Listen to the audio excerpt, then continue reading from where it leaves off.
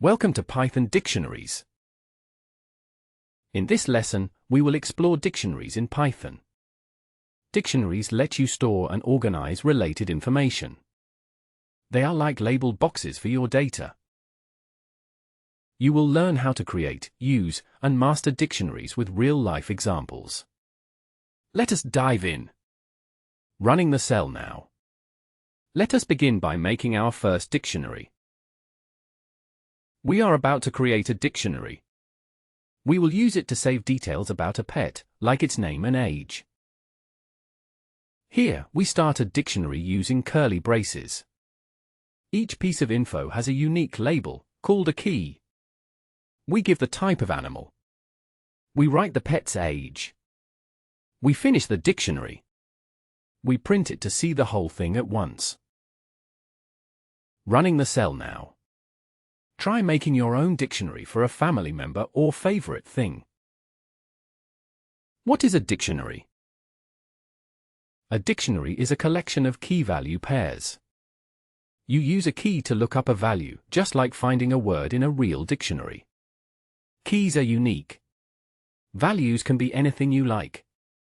Use curly braces to create a dictionary. Running the cell now. Can you think of a real-world example for a dictionary? Write it down. Let us get a specific piece of information from our pet dictionary. We want to see the pet's name using its key. This will only show the value for a name. Running the cell now. Practice. Try printing out type and age from the pet dictionary. Let us try accessing a key that is not in the dictionary. If a key is missing, Python will raise an error. Running the cell now. It is okay to make mistakes. Learn from any errors you see. Safe access with get.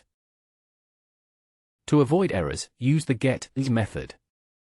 It returns none or a value you choose if the key is not there. Let us see how it works. Running the cell now. Let us use get in the next code cell. Now let us try accessing a missing key using get. This will not crash. It will return none if the key is missing.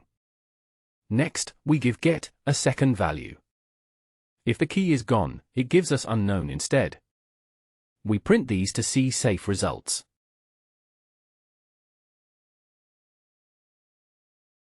Running the cell now. Try using get with your own keys and default values. Let us update some information in the dictionary. We will change the pet's age.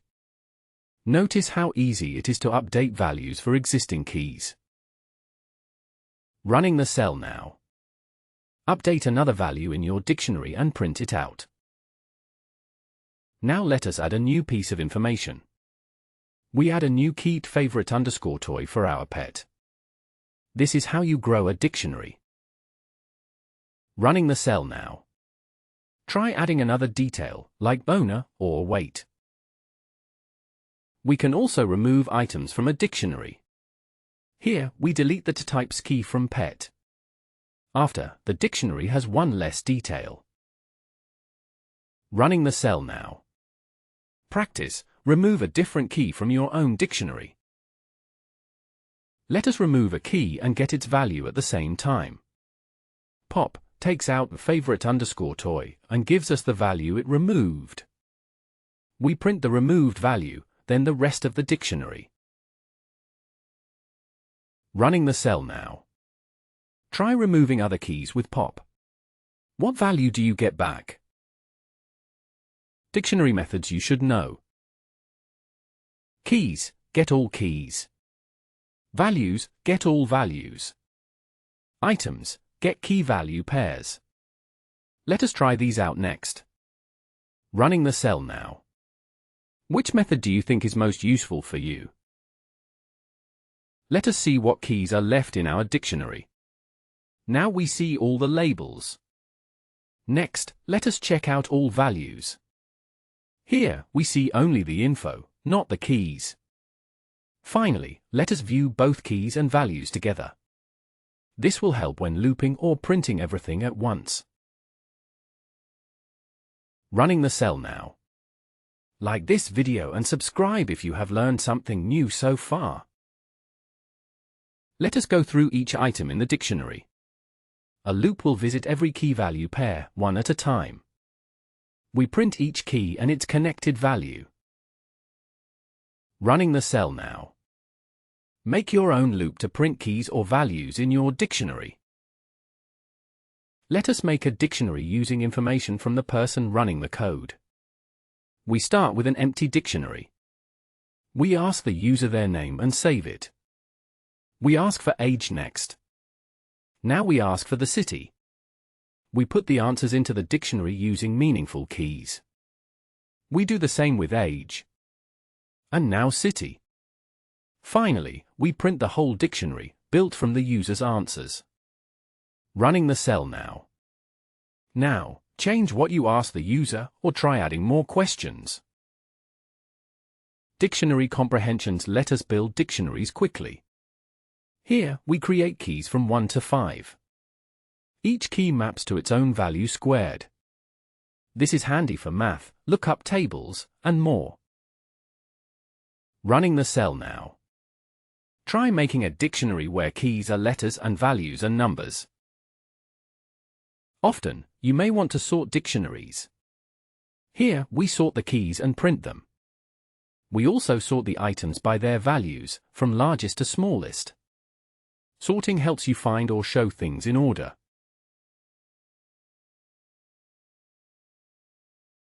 Running the cell now. Can you sort a different dictionary by the length of its values? Try it. Dictionaries can be combined. Here, we have two color dictionaries. We use update to add the second dictionary's pairs into the first one. This is helpful for merging settings or collected data. Running the cell now. Try combining two dictionaries with your favorite foods or hobbies. Here is a real-world mini-project.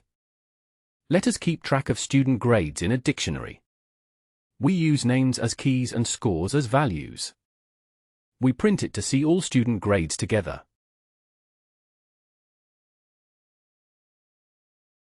Running the cell now. Add more students or change the scores if you like.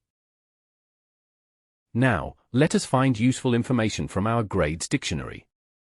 We calculate the average score by adding all grades and dividing by the number of students.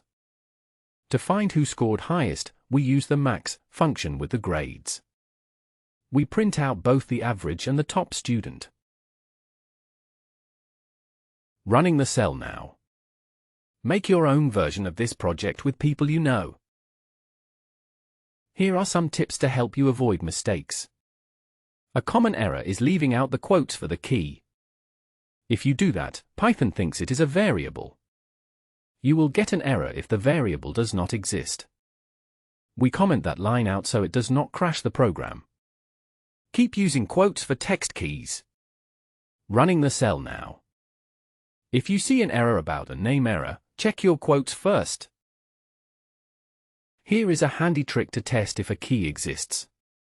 The word Vinny tells us if a name is in our grades dictionary. This keeps your code error-free before trying to access keys. Running the cell now. Try it with a name that is not there. What do you get? It is time for a challenge to test your skills. We will build a mini contact book. We use a loop and ask the user to enter names and numbers. Each friend's data is added to the contacts dictionary. At the end, we print the contacts you made. Running the cell now. Share your contact book in the comments and tell us how it went. Like the video and subscribe for more tutorials. Recap: dictionaries are your friend. Easy to create, read, and update. Great for organizing real-world data. Lots of handy tools and tricks. Keep practicing, your skills will grow fast. Running the cell now. Make a new dictionary about anything you like: hobbies, games, recipes. Thank you for learning with us. Party Popper. If you enjoyed this lesson, please like the video, subscribe, and share it with your friends. Tell us in the comments, what will you build with Python dictionaries next? Keep coding and stay curious. Running the cell now. Thanks for watching, and see you in the next video.